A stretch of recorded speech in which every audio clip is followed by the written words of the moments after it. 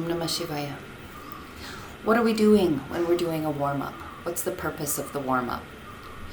So I'm going to explain a little bit how we break down the warm-up and what its purpose is. Its purpose is to, exactly as it says, warm up each and every single joint, muscle, and especially connections. And it's also a time for you to tune into your physiology, to the body you live in, to give it the time it needs to wake up and to say, hey, I'm here. Hey, you know this little muscle connected to the meniscus? I'm awake. I'm ready to be used. All these little things that help to trigger our awareness, our body-mind awareness, and also safely integrate movement. Because if we want to really understand how to move in an efficient way, how to move in a strong way, and how to move in a pain-free way, you know, it's not just movement, it's also sitting still. It's also holding stillness. If we want to understand these dynamics of stillness and movement together even, we need to wake up our awareness. And, you know, we're all human, so that takes time. And it's just every time I've ever had an injury or a setback in my seva as a physical servant or in a fitness workout capacity, it's because I didn't warm up. And I just think this can't be emphasized enough. And there's something called isometrics. So isometrics is when you engage a muscle, but you hold it in stillness. You know, that's actually what we're doing when we're sitting. When we're sitting and when we're standing, we're actually doing isometrics. But because we usually sit or stand without awareness of the muscles, the structure, and the stability, the muscles needed for stability in that moment, it's strange, but it's often where we set the stage for injury or body pain.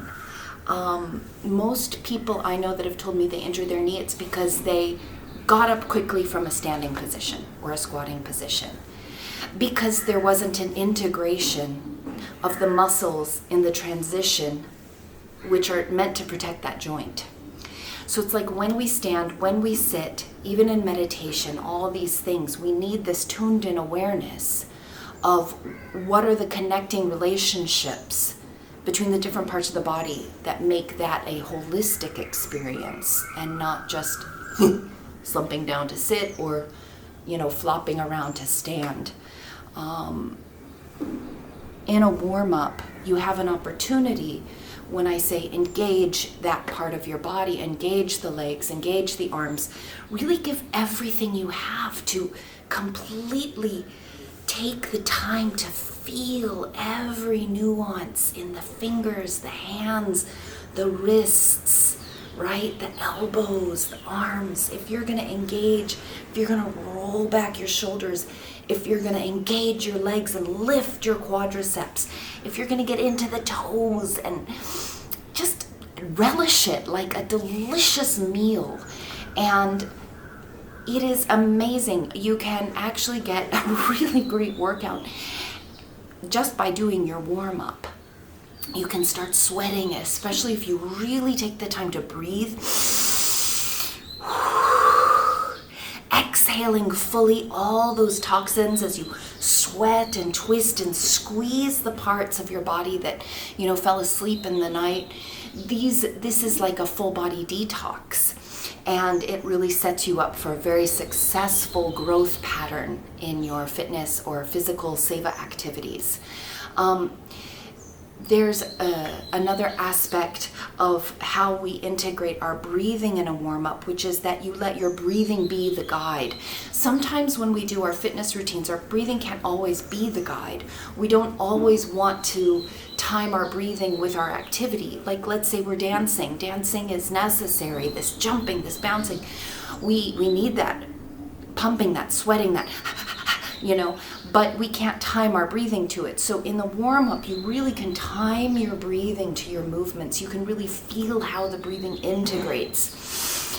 I like to give a full 20 minutes to a warm-up. That's a lot, but you know, honestly, that's yoga. I mean, Amma herself said yoga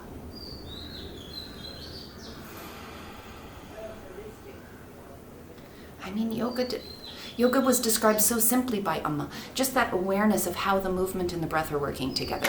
So we're doing a really good job if we pay attention and give proper space and reference to a proper warm-up. So today I'm going to give a warm-up class, and it's going to be very much tied with cues, and we're really going to take the time. Today it might be a little bit longer, it might be more like 30 minutes, because we'll see. The other thing is that once you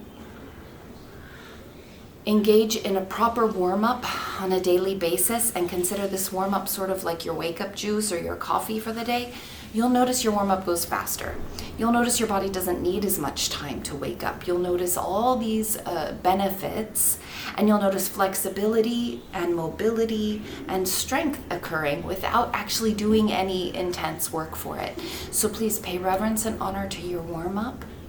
Is there anything I've forgotten to say, Mother? Put your heart into your warm-up.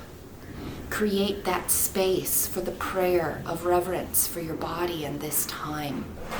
Sometimes we get caught up in the more enjoyable aspects of dancing or fitness. We get caught up in the physical feeling of, creating muscle. It feels really good, actually. We get a lot of happiness hormones. But I really like that the warm-up and the cool-down are the places where we start praying and giving gratitude and reverence for the vehicle of the body, for the precious human birth. And it's where I like to remind myself also that I'm not doing this for vanity. I'm not paying attention to what I think my body looks like on the outside.